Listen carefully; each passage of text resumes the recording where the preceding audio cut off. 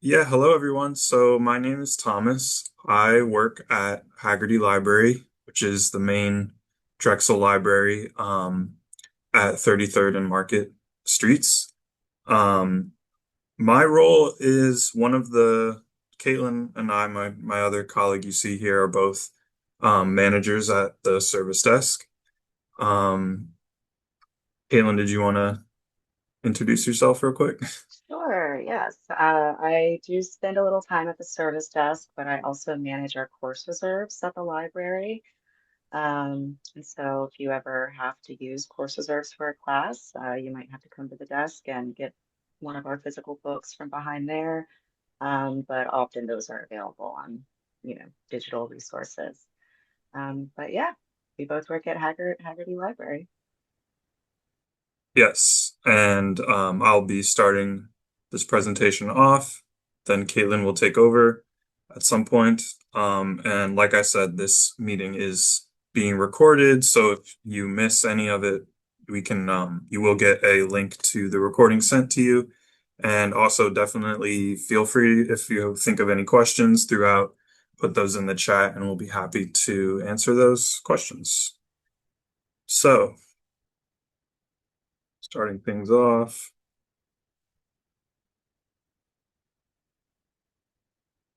We're going to go over some different locations in the library, do a little live demo of the website and you would best go about searching for materials that we may have. Um, Talk about some different services to support you as students that we offer, and also some other Welcome Week events such as this one that you can sign up for. So, starting things off, welcome to Drexel. I hope you're all looking forward to actually making it to campus if you haven't already. Um, if you feel like it and want to put in the chat for your colleagues, maybe a quick introduction about yourself, maybe where you're from, what your major might be if you have declared that yet, um, maybe what you're looking forward to in Philadelphia, anything like that. If you have any prior library experience or questions about libraries in general, feel free to put those in the chat too. Um, yeah, throughout the presentation, even if I'm talking, don't feel like you can't throw something in the chat or raise your hand. So, like I said, Haggerty Library is what we're going to be talking about most today, exclusively today, actually. There is another library of Drexel's, technically, in Elkins Park, which is in North Philadelphia. That is actually a graduate school, so you won't probably have any interactions with it unless you're interested in pursuing a postgraduate medical education of some sort. Which, if you have questions about that, could definitely answer those. But for the most part, Haggerty Library is your main library, the main library of the school. And like I said, it's at 33rd and Market Streets. There's a picture of it right there. And here is a map of the first floor of the library. So if you see in the bottom right corner there is the entrance. When you come in, the service desk is right there on your left. Past that is something called the Dragon's Den, which is a space that is open 24/7. There are laptops and charging blocks that you can rent and use within the library in case you don't want to bring your own. Um, there's a vending area with food and things like that, and some collaborative spaces, some collaborative screens you could use for practicing a presentation or visualizing a lot of data at one time, or whatever you need to do, especially group project sort of activities. I would say the Dragon's Den or the first floor, lower level in general, are the best spaces for that, as those are spaces where volume is not limited so much. The Dragon's Den, you can be as loud as you need to be. Same with the lower level first floor is kind of you know, quieter voices. Second floor is silent spaces.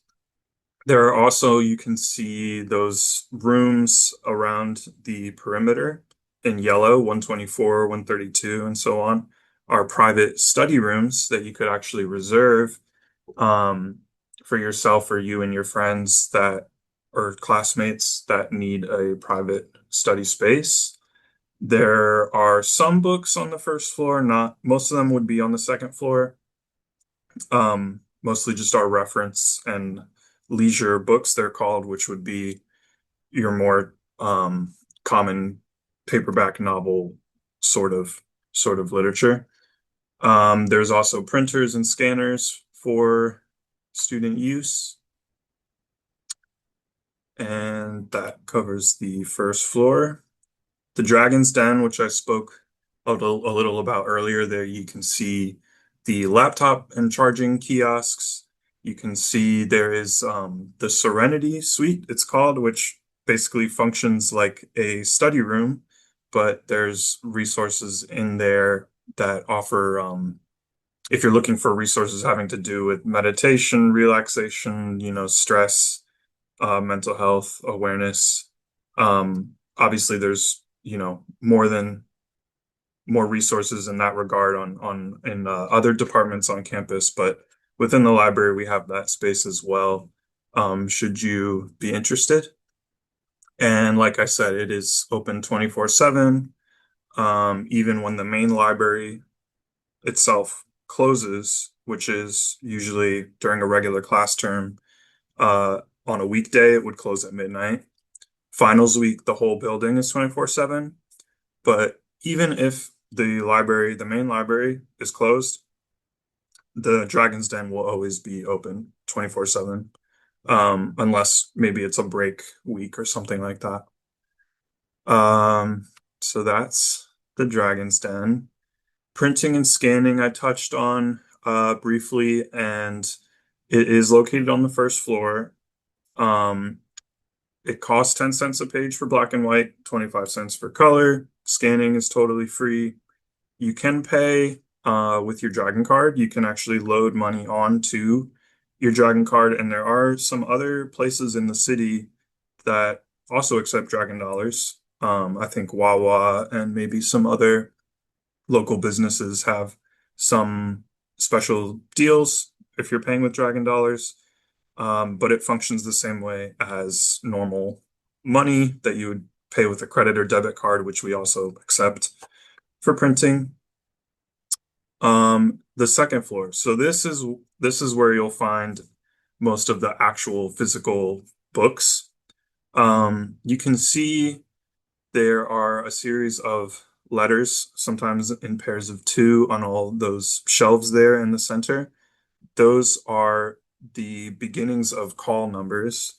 So each of those letters represents a subject heading, and that is how the books are organized. So Caitlin's going to go into that in a bit more detail later, but that's what that means. That's where you'll find the books and how they are organized. You can see there's a lot more study rooms on the second floor, all those little yellow rooms around the perimeter. And like I said, the second floor is a silent space. And in fact, on the second floor and the lower level, there are separate closed off rooms that are completely silent study areas in case you really need a quiet area to focus. The lower level, that is where there are some classrooms. Actually, it's possible you might have a class scheduled in the library. There's also more study rooms, and it has that silent room I was talking about, but it does not have a volume limit in the rest of the lower level. The lower level is a great place for um, group projects or big study groups to meet. Um, we get a lot of activity down there. We also have bound journal collection, which would be collected volume editions of an academic journal If you need a academic journal article in physical form, that's where you would find it. We also have our other journals and periodicals located on the lower level and our archives. The archives, I'm going to show you soon how to search the library catalog. It's possible when you look on the catalog for a book that we have, it might say that it's in archives. So what that means is it couldn't actually leave the building, but you still might be able to access it. It would just be by appointment. So the archives has a lot of cool stuff, but some of it you might, if you're interested, you can reach out and schedule an appointment to go and visit the archives. So we have online, like I said, our online catalog, which I'll show you um, how to navigate. I'll pull that up on the next slide. But there's other resources for help on there. There's 24/7 live assistance. You could virtually chat with a librarian or possibly with myself or Caitlin. We also monitor that chat. Um, and we also offer obviously borrowing books, but if it ever happens that we do not have a book that you're looking to borrow, you can do something called Easy Borrow or ILL, which is also something that I believe Caitlin will touch on in a bit more detail on her part of the presentation. But for now, I'm going to open up the website and show you how you would search for a book or any other sort of resource that you might be using the library to look for. Just give me 1 second.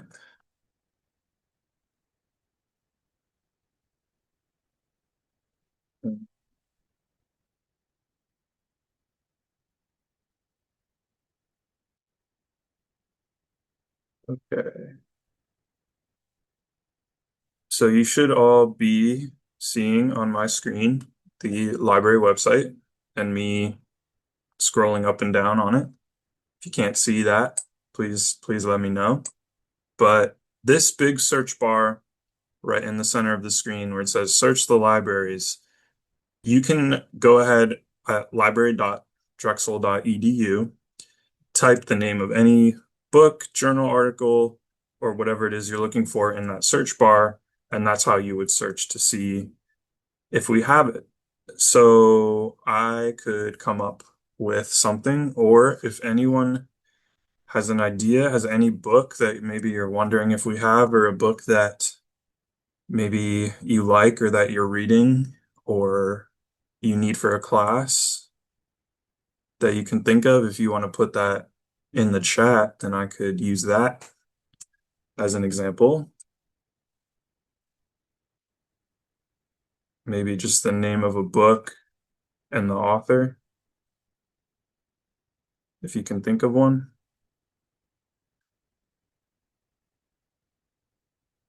I'm looking in the chat right now. There's a bunch of great responses to your previous question, Thomas, but if you go all the way down to the bottom, there is one. In the blink of an eye, let's Yeah. see. And we see your question. We'll get to it at the end if that's okay, Andy. Yeah, I see a bunch of great questions. We'll definitely we are not ignoring you. We will get to those at the end. So, oh cool. A book on film editing. So what I'm doing right now, I just performed the search, right? So you're seeing on the left-hand side show only. If I were to click one of these, it would show me only what we have available online or what we have in peer-reviewed journals, etc.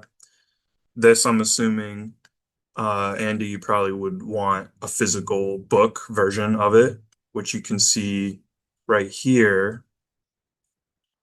It's looking like actually, and I'm going to check books under material type too. If you can, I hope you all can see my mouse. Uh, Now, if I click that, and hit apply filters,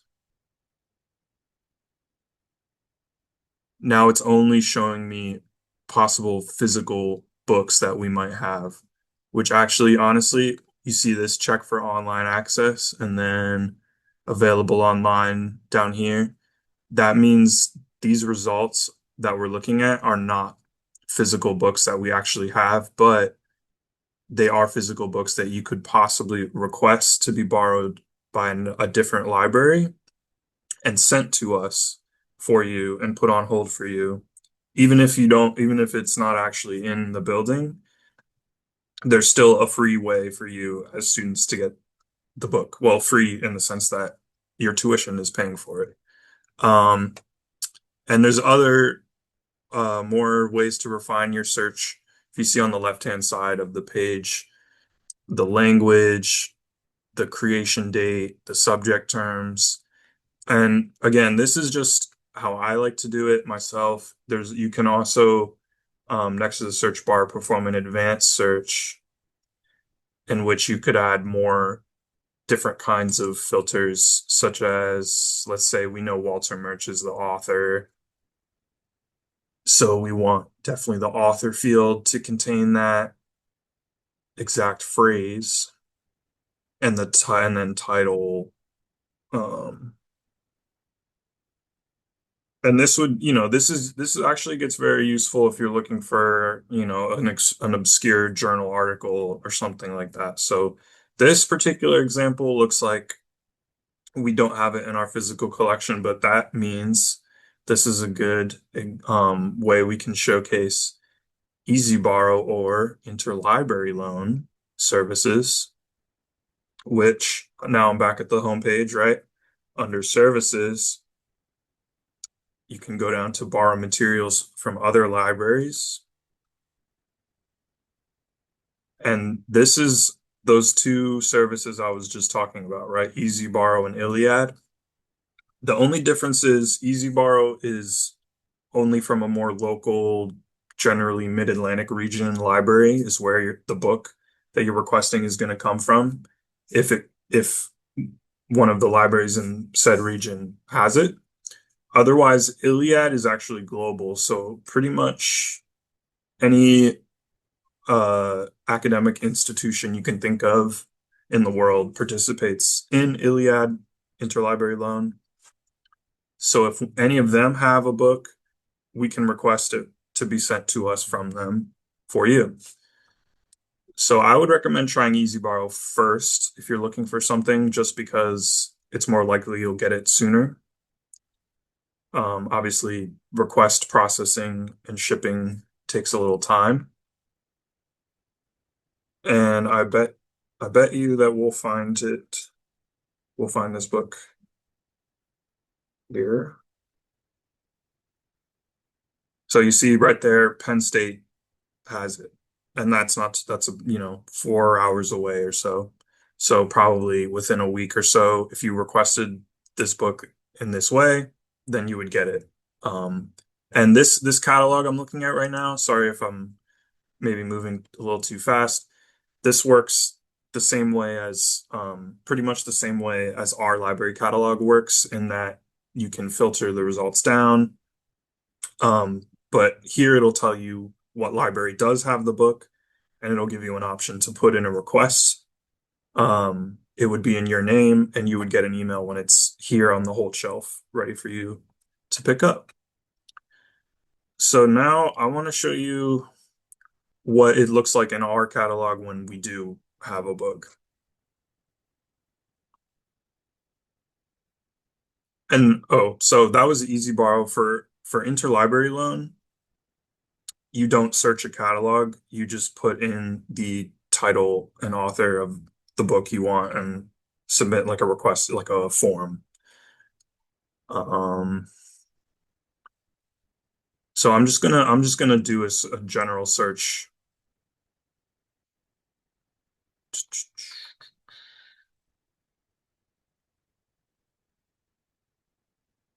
All right. A general search for an author that is very common that I know that we have several books by. And okay, so again, you can see there's a lot of results. I just put in a William Faulkner's name. There's going to be a lot of results, almost 200,000. But we're looking for physical books, right? So this first result right here is a physical book. Um, it's not the William Faulkner I was thinking of. And also there's some online results mixed up. So that's where these filters really come in handy, you know? So you don't have to scroll through several pages to find what you're actually looking for. Um, so let's check held by library.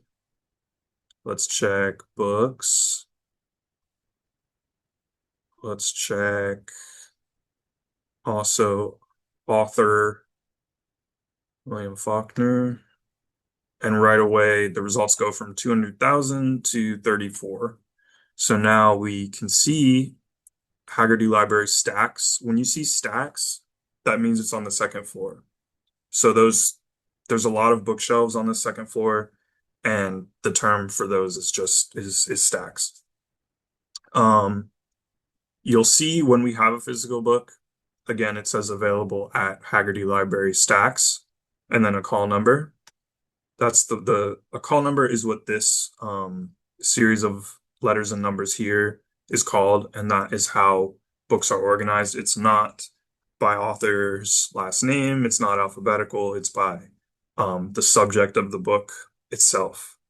And now I'm going to pass the presentation over to my colleague Caitlin, and she's going to explain to you a little more about call numbers. So Caitlin, are you looking at the PowerPoint on my screen now? Yes. Okay, Yes, cool. you can move to the next one. Perfect. Thank you. Okay. Hi, everyone. So we use the Library of Congress call number system, and that's how most academic libraries organize their books. We do the same and other materials. This system uses letters followed by numbers to group subjects. And so how that works is, in this example here, each subject is assigned a letter, and then maybe a combination of letters after that will indicate, a more specific subject. So here we see N represents any material relating to the fine arts. But then if we want to break that down a little bit, we further break it down by subject. So if you want to find books about sculpture, you're going to look in the ND section. If you want to find books about painting, you're going to look in the ND section. And then after the numbers, I'm sorry, after the letters, there are numbers that further narrow down the topic, the artist or the author, different ways to group things together. I really like this system. I think this helps you when you are looking up a book. Like say you just wanted to look up one of those books by William Faulkner that Thomas just found. And you go to Stacks and you locate it, and then you'll find probably a lot of other books by William Faulkner and other writers who might relate to him, or you might also be interested in, maybe you're writing a comparative lit paper. And so that's like a nice way to sort of not just use the catalog to find a specific item, but also to sort of browse our collection and see what we have available that might be useful to you. And I also want to add, I'm always really happy when students come up to the desk and ask for clarification or like a little tutorial on our call number system. I think it's just really good to know, not only when you're at Drexel, but if you're ever in another library that uses that system. Yeah, it's nice to be able to do that on your own and feel empowered. Yeah, also, sorry, Caitlin, I just saw someone in the chat said that they have to go. Yeah, so a recording will be sent to you. If you registered for this event, you'll get a recording emailed to you. So don't worry. Don't worry about that. Okay, there we go. Thank you. And so, yeah, getting help from us, the Drexel Library staff. I think we've mentioned a lot of these ways, but I want to reiterate there are multiple ways to get into contact with us. For general in-person information assistance, you can always visit the service desk at WW Haggerty Library. If you're in the library, feel free to come to the desk with any questions you have. We don't just check out books and check in books. We have games and activities. We have a wellness collection of items that are available to use. So yeah, I encourage you to come to the desk and even just chat about what kind of services or materials we have that aren't necessarily academic or scholarly. Um, and then, of course, you can always chat with us live online. You can go to our website and chat with us 24/7. Like Thomas mentioned, he and I are both on chat, as well as our librarians and other Drexel staff. And we might not be available, if you're chatting to us at midnight, but there always is another information professional who is available to chat with you. So that's a really good service to have, especially if you need information now. And then you should schedule a consultation with one of our librarians.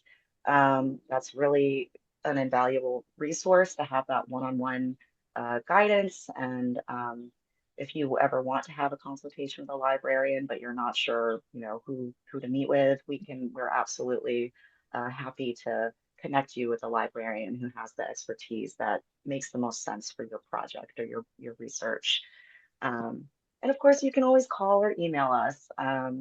Yes, we will get back to those during regular business hours, but we are pretty good at getting those emails to where they need to go, to who can answer your question, or who you need to get into contact with. So those are all great ways to reach out to us.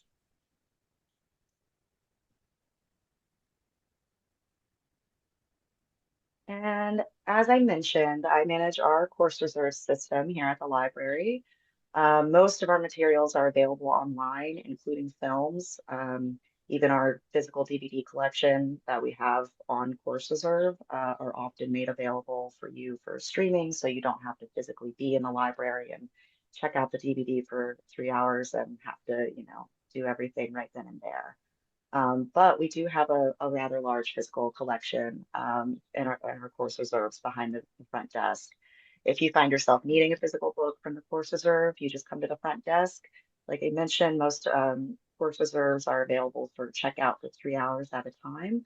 But with that being said, many students come, they get the book they need, and then they use our scanners to freely scan as much of it as they need so that they can refer to that text later. And then we also have subject guides and tutorials. I really encourage you to check these out.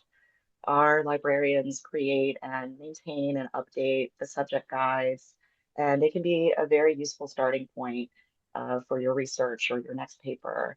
There are also video tutorials on creating citations, using the library in general, what kind of services we have, but also more research focused things like research or searching databases, navigating archives. There's a whole section on our archives department there.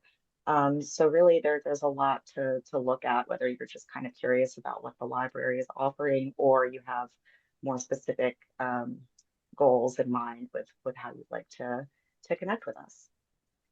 Um, and I also want to highlight our leisure collection. It's located on the first floor of the library. And something I'm really excited about is that we recently added a lot of graphic novels. So be sure to browse that area. There's a lot of fiction, some kind of hobbies, all sorts of things that aren't necessarily there for your curriculum needs, but really fun to check out. And there's also a puzzle that's usually out, and I really like that. I like seeing our students take a study break and do a bit of the puzzle at a time all together. So yeah, if you're a puzzle person, also a nice space to be in. And Thomas really covered our interlibrary loan services, I think. I'll just emphasize that, even if it's a rare book or, you can't find it anywhere, just put in a request and see if we can try to track it down for you. Yes, like Thomas mentioned, it's part of a service that you're already paying for with your tuition. So it really broadens what you have access to through Drexel University. And I know we got a question about this in the chat. Um, Are you interested in a library job? I get it. The library is amazing. I just want to note that we can only hire students with work study federal funds, and this funding must be secured before you can apply.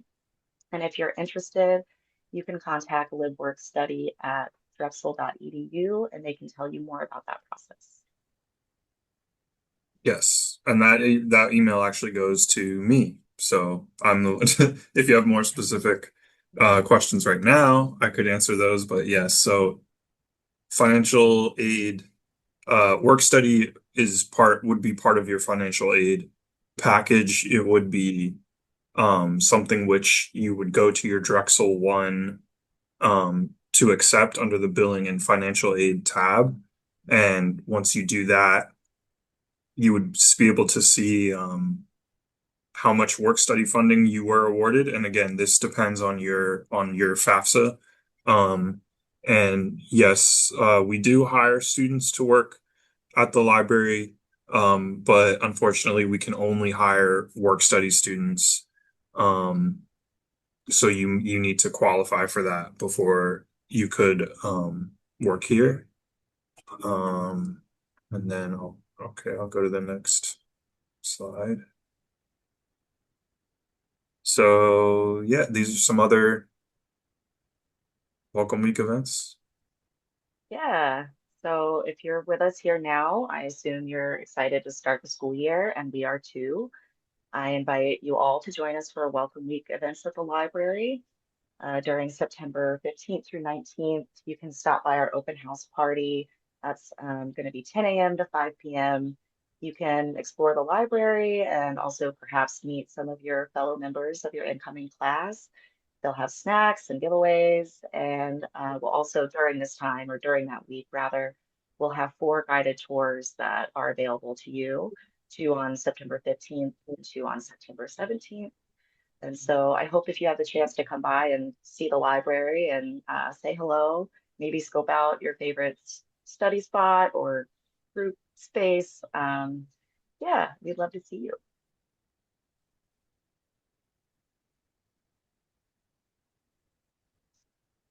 And yeah, we want you to have whatever you need to be successful here at Drexel.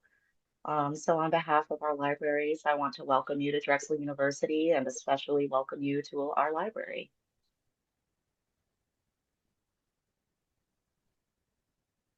Yeah, so if anyone has any questions they want to put in the chat anymore, or if there's any that we have not addressed yet, I'm looking now. I see Andy Miller asked about he said you said I'll be interested in accessing films I expect to be assigned, especially for my film history classes. We do have some videos and films available online through our catalog, although I imagine for a class the professor should provide you with a way to watch films for a class. But yes, there are ways that you could access video, film, DVDs. We have some of those in the library. There's also Canopy, if you're not familiar, is a online database of movies that, as a Drexel student, you would have access to some of their catalog. Um, that's very cool. Yes, I just Um, want to add on to that real quick. Andy, for any classes you're taking that are assigning films, generally those are made available through our course reserve system. So I do know some film students who prefer to watch it on a real screen, not on their computer or like, with streaming quality. And I have been able to set them up in a study room, using one of our TVs and the DVD player. They just check it out from course reserves and return it after 3 hours. So that's also an option if you are, interested in the physical media experience. yeah, definitely. If you're assigned a film or for a class, I imagine the professor will there will be some way for you to access that. Um, provided. You also said, I'm curious about the archives, Drexel history, Philadelphia history, copy of the Magna Carta. Definitely there's a lot of cool history to dig into in Drexel and Philadelphia writ large. If you haven't visited, Old City, Independence Hall, the Liberty Bell, of course, very rich history in this city, some of which is in the archives. Like I mentioned, if there is something you're interested in archives, that either you see online or maybe you're just curious about a topic more general, like the Magna Carta for example, you could email archives at drexel.edu and they would be happy to help you with your research. But like I said, it is not the archives is not the sort of space like our stacks where you could just walk in. You would definitely just reach out to them and they'd be happy to help you. But that being said, there are plenty of great history places that you can just walk into in Philadelphia. Um, and looking for more questions. I believe there was another question about work study. Do you have to fill out an application or just send you an email? Um, there's not an application form. I would say email lib work study. Ideally with a resume if you have one. If not, this is a lot of people's first job, and that's okay. Um, you do not necessarily need work experience to work here. We would train you. You definitely don't need library experience either because most people do not have that. And we certainly don't expect you to have worked in a library before if you're interested in working here. Um, so yeah, that it's really just that simple. If you have work study, you can email libworkstudy@drexel.edu and we can let if we're hiring and when and what that give you some more details. Um, that way.